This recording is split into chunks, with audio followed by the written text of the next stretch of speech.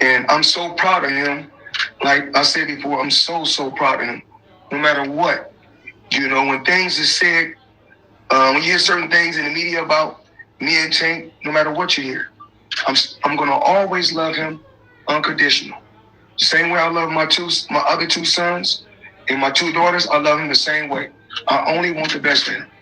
And I'm probably happier than he is. I'm proud of him. So proud of him.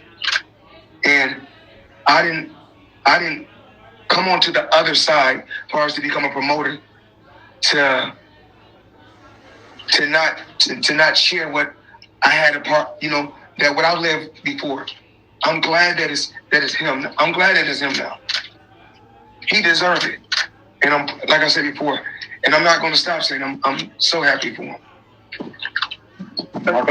Tech, I thought you showed a lot